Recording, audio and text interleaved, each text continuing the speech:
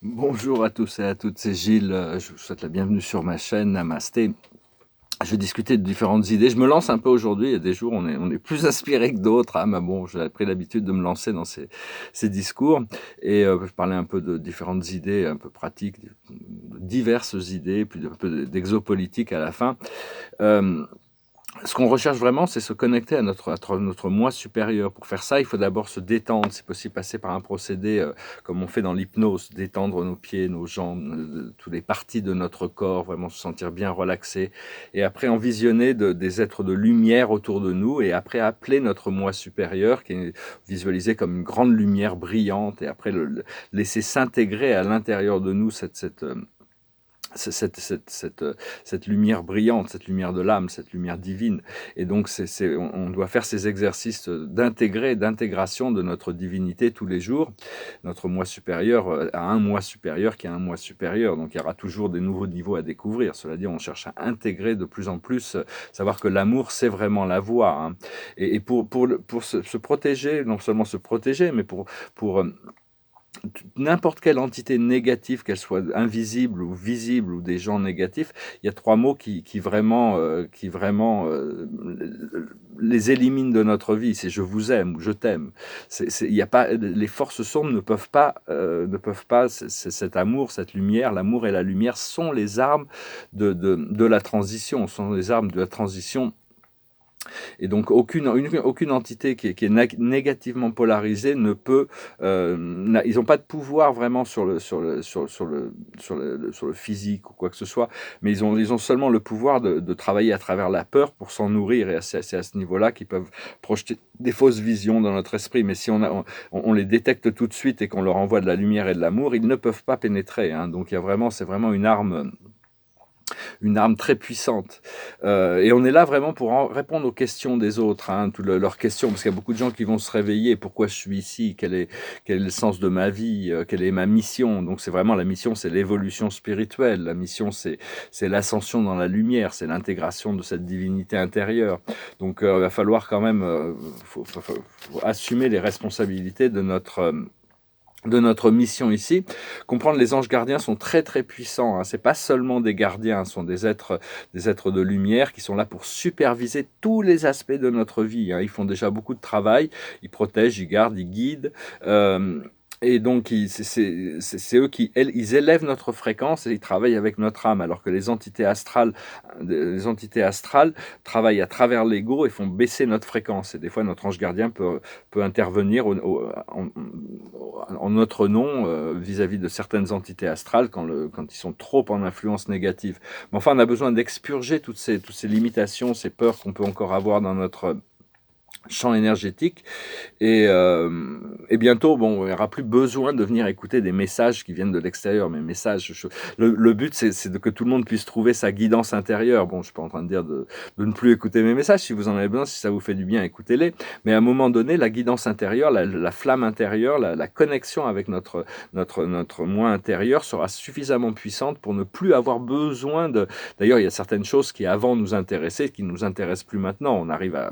Enfin bon, on a plutôt tendance à se tourner vers des choses de haute fréquence actuellement, toute la communauté ascensionnelle.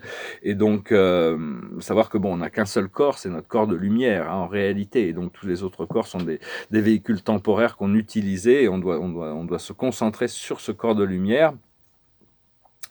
Euh, On ne peut pas vraiment vivre une vérité tant que ça ne devient pas notre état de conscience principal. C'est-à-dire, on intègre des choses, ça prend du temps pour intégrer les choses. Hein. On peut pas vraiment, on doit vraiment prendre le temps. Et ce qu'il faut vraiment, c'est suivre ce qui est vrai pour vous. Hein. Peu importe ce que c'est, si c'est se ressenti comme quelque chose qui est vrai, même si c'est que temporaire, c'est là où il faut vraiment suivre. Hein. On a tous des programmes un peu différents. Et donc, il y a plus besoin de se concentrer sur des lignes temporelles négatives. Il faut savoir que ce qu'on se concentre dessus, c'est vraiment ce qui arrive. Hein. Donc, il faut notre pouvoir de création devient de plus en plus évident et puissant dans la procédé de création de notre réalité. Donc, même si maintenant, entraînez-vous de voir quelque chose, d'imaginer quelque chose, et voyez comment ces choses arrivent s'augmentent dans votre conscience jusqu'au moment où, bon, avec patience, ça va finir par descendre, hein, parce que quand on crée quelque chose, on imagine une pensée, une vision, une idée, une expérience, on le crée dans une dimension supérieure, la sixième dimension en particulier, densité, et après ça prend du temps pour que ça descende à travers les dimensions pour devenir une réalité manifeste et physique. Mais enfin, c'est important de suivre votre propre création plutôt que d'écouter celle des autres, hein, comme dans les cultes ou les sectes ou quoi que ce soit, c'est la créativité du gourou qui domine l'expérience des suiveurs. Mais là, vraiment, c'est devenir votre propre gourou. Gourou veut dire juste enseignant, hein, dans un sens. En sanskrit, c'est ce que ça veut dire. Donc, c'est vraiment être votre propre enseignant, tout en sachant que, bon, il y a toujours des renforts de sagesse on peut attirer des gens qui peuvent nous apporter des compléments de sagesse. Et parce que personne ne connaît vos désirs profonds, hein, mieux que vous, hein, votre voie que vous avez choisie. Donc c'est vraiment, de plus en plus, c'est s'écouter soi-même, hein, et vraiment de faire ce qui vous semble juste, ce qui vous semble bien, ce qui vous semble confortable, ce qui vous rend heureux, ce qui vous inspire, ce qui est des choix de conscience, de santé, toutes ces choses, hein, c'est vraiment savoir que Dieu, la source, est complètement capable d'harmoniser toutes les voies, c'est ce qu'elle fait depuis toujours.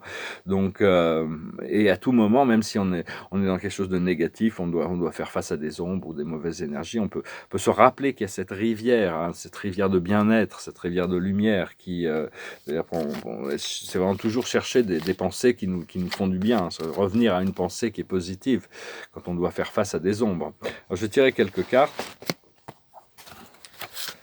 Bon, prenez que ce qui résonne pas avec vous, hein, bien sûr, hein, toujours, de toute manière, il faut toujours prendre ce que... Puis je vous remercie d'aimer, de partager, de commenter, de souscrire pour vos donations, c'est très gentil. Et puis si vous voulez une session privée, vous pouvez m'envoyer un email, vous pouvez me suivre sur Instagram, je partage des photos de mes tableaux là-bas pour le moment. Le passé, c'est ici, maintenant. On est ramené sur la conscience du temps présent, l'instant présent. Tout peut changer dans l'instant présent. Actuellement, on est encore en train de tourner en rond, hein, on n'a pas encore assez de détermination, on est entre les mondes un petit peu, on est encore en train. Mais ce qui arrive dans le futur immédiat, c'est la confiance en soi. C'est ce pouvoir de la confiance. La confiance et l'espoir sont extrêmement essentiels. C'est toutes ces forces sombres qui essaient d'enlever la confiance et l'espoir et le pouvoir de la création, parce qu'ils essayent de retarder le plus possible, mais personne ne va pas pouvoir retarder cette ascension de la troisième à la quatrième dimension. La chose sur laquelle on travaille actuellement, c'est l'île au trésor, trouver ces trésors. Nous sommes le trésor c'est nous, mais il y a ces trésors à l'intérieur qui peuvent donc c'est vraiment pouvoir jouir de l'abondance, de la félicité, de la connexion avec notre moi supérieur, et ce qui va arriver en résultat de cette recherche, c'est une nouvelle vie, il y a une nouvelle vie qui est là, hein. Même si des fois on est beaucoup plus conscient des fois de ce qui se passe, enfin, pendant la méditation ou la nuit ou ces choses comme ça. Et donc alors je vais parler un petit peu d'exopolitique pour ceux qui croient que la vie n'est que sur Terre et qu'il y a que des dogmes limités qui existent. Bon, c'est pas forcément vous intéresser, mais enfin bon, savoir que bon, ce qui se passe, c'est qu'actuellement, d'un point de vue supérieur, on ne peut plus se réincarner dans la troisième dimension sur Terre. C'est fini le cycle, hein. Tous les êtres, les âmes qui doivent continuer un plan dans la troisième dimension sont envoyés sur d'autres planètes. Il n'y a plus que ceux qui sont dans la quatrième dimension qui peuvent se réincarner sur Terre.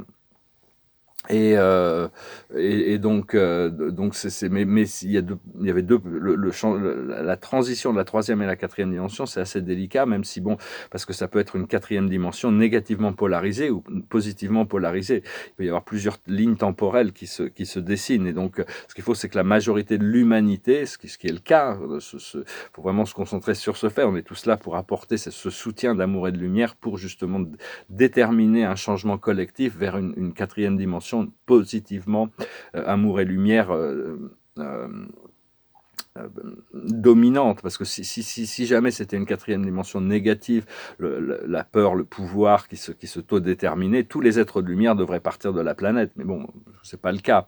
Donc savoir que bon, tous il y a toutes sortes d'extraterrestres négatifs, hein, de toutes sortes, il y en a vraiment toutes sortes, il y en a des très ils se sont tous un peu mis ensemble pour essayer d'empêcher la transition dans la 4e dimension, mais ils peuvent pas. Même s'ils ont rallié les forces, ils ont les médias, ils ont rallié des forces de milliardaires qui utilisent des technologies extraterrestres comme Elon Musk ou Bill Gates, ou tous ces gens-là qui sont vraiment négativement polarisés dans ces énergies, hein. Ils utilisent des énergies, des technologies extraterrestres. Ils n'ont aucun scrupule à utiliser ces forces extraterrestres pour devenir très riches et très puissants. Et donc, les forces sombres ont encore ces pouvoirs d'influence sur le monde. Et la bataille, elle est en train de se jouer sur Mars. Parce que Mars, était à une époque, il y a des millions d'années, était une planète un peu comme la Terre, avec des océans, des civilisations. Puis, ils ont été envahis par des extraterrestres négatifs qui ont détruit leur planète. Et une fois que la planète a été détruite, ils ont atterri sur Terre. Et c'est pour ça que la Terre est devenue ce qu'elle est devenue. Mais maintenant, avec l'augmentation de lumière, ils se sont retirés sur Mars, ces extraterrestres négatifs, hein, ça vient de nombreuses sources qui en discutent, hein, de toute manière.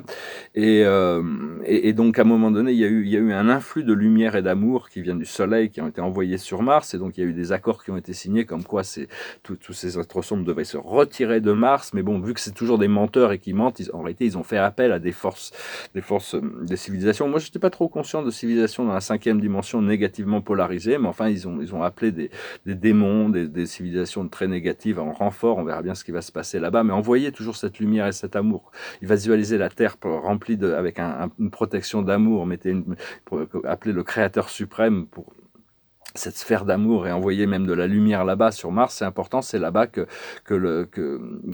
cette bataille se joue, hein, entre ces êtres. Ces êtres qui sont dominés par la peur et d'autres qui sont deux autres de la fédération, le Ashtar Command, la confédération de Ra, la fédération galactique de la lumière, les Andromédains. Il y a toutes sortes de forces qui viennent de la lumière positive, qui viennent pour assister. Parce que cette lumière et cet amour, c'est vraiment la force qui les fait partir, hein. C'est pas des forces c'est vraiment comme ça, hein. Et donc voilà, hein, c'est important de continuer à cultiver cette sphère de paix, de bien-être, d'amour, de lumière, pour vraiment avoir le plus d'influence possible sur la transformation, pour qu'il y ait le maximum d'humains qui puissent rentrer dans cette énergie. Et parce que cette force d'amour et de lumière, ça dissout les pouvoirs des forces sombres, hein. C'est vraiment...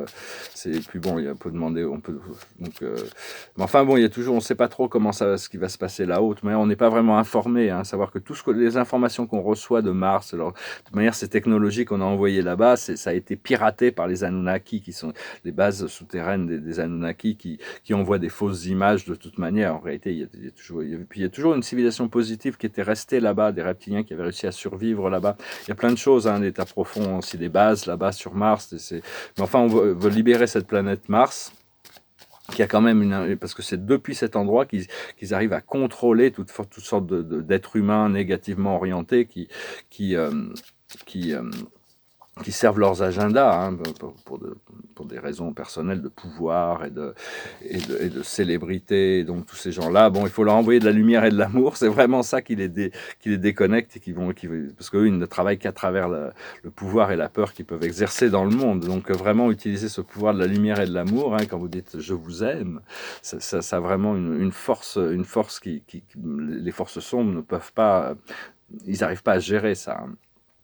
Donc c'est vraiment la protection et continuer à faire ce travail, hein. Donc, voilà, la plus haute sagesse pour nous aujourd'hui, c'est la clairvoyance, savoir que bon, toutes ces choses-là, de devenir clairvoyant aussi, être bien connecté avec notre propre guidance, notre propre lumière. Ce que l'on doit comprendre, c'est la protection, savoir que bon, la Terre est protégée, sinon elle serait plus là, elle aurait été détruite.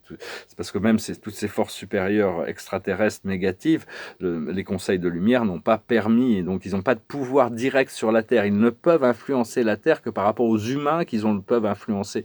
Et ces humains essayent de créer une société robotisée avec des puces dans la tête, avec des produits chimiques c'est des gens qui... Mais enfin, si l'humanité se réveille, ils vont pas vouloir devenir robotisés, s'enlever cette liberté. Parce que s'ils arrivent à hybrider l'humanité avec ces forces négatives, à ce moment-là, ils auraient un pouvoir. Mais là, ils n'ont pas d'accès direct. Donc, ils sont obligés de passer par des intermédiaires humains. Donc, enfin, c'est peut-être un peu intense de parler de ça. Je ne sais pas trop si c'est une bonne idée, mais enfin bon, ça faisait partie de ce que j'avais parler aujourd'hui. On doit vraiment se concentrer pour cette entrée dans cette quatrième dimension positive, qui est vraiment en train de changer, parce que même il n'y a plus de réincarnation possible pour des êtres inférieurs sur Terre dans le futur. Ce que l'on doit faire, c'est la solution. Concentrez-vous sur cette solution, sur votre point de liberté personnelle. Et l'aboutissant, c'est la générosité. Continuer à partager tout ce que l'on a, à partager notre sagesse, notre lucidité, nos ressources quand on sent que c'est approprié, et continuer à ancrer cette lumière sur la planète. Voilà. Je vous remercie pour tout. Je vais tirer une dernière carte. Je vais essayer de me lancer dans une chanson, parce qu'elle me passait vraiment par la tête. Mais c'est une chanson qui est magnifiquement orchestrée, avec des violons, des flûtes, des guitares, des tas de choses. Donc c'est très difficile. Puis c'est une chanson qui n'est pas facile à chanter. Et donc, c'est un peu comme se lancer à l'assaut d'une haute montagne sans avoir fait de repérage. Donc, c'est un petit peu, je vais quand même me lancer. C'est une chanson qui parle du fait que, des fois, on peut avoir des relations intimes et sentimentales avec des gens qu'on ne connaît pas, mais qu'on retrouve dans les plans astraux, dans nos rêves. Comme ça s'appelle Only When I Sleep. You're only just a dreamboat sailing in my head. You swim my sacred ocean of coral blue and red. Your smell is incense burning, your touch is silent yet. It reaches through my skin, moving from within, and clutches at my breast. But it's only when I sleep I see you in my dream. You got me spinning round and round, turning upside down. But I only hear you breathe somewhere in my sleep. You got me spinning round and round, turning upside down. But it's only when I sleep. And when I woke from slumber, your shadows disappear. Your breath is just a sea mist surrounding my body. You're working through the daytime, but it's only when I rest. I'm lying in my bed, listening to my breath, falling from the edge. But it's only when I sleep I see you in my dream. You got me spinning round and round, turning upside down. But I hear you breath somewhere in my sleep. I'm sorry, non, elle est trop dure. Je ne vais pas la chanter en anglais. Elle est beaucoup trop dure à chanter. Beaucoup trop dure. C'était un peu trop ambitieux. Mais bon, elle me vraiment passé par la tête. Ça viendra peut-être. J'arriverai peut-être à trouver ce rythme. Only When I Sleep, c'est une chanson magnifique des Coors. C'est un groupe irlandais. C'est trois frères et deux sœurs. Je crois que c'est une famille nombreuse. Ils sont lancés dans ces... Alors, la carte de la journée, c'est le... Donc, moi, c'est cette chanson, je sais pas, elle me passait par la tête. C'est peut-être pas pour la chanter, parce qu'elle est vraiment dure. Et donc... Et voilà, la carte de la journée, pour finir, pour conclure, c'est l'As de Raphaël, c'est vraiment le Saint Graal, ça dit « Expérience positive sur le plan émotionnel, vous serez comblé par une relation romantique, laissez-vous guider par votre intuition ». Donc vraiment, c'est cette ouverture à l'amour, au cœur, à la romance, à l'amour terrestre, toutes ces choses, plein de possibilités. Donc on a vraiment se concentrer sur cette ligne positive temporelle de liberté, de joie, de bonheur, de partage, d'être ouvert et de rester vraiment concentré là-dessus. Je vous salue, je vous remercie pour tout et je vous dis à très bientôt. Adonai.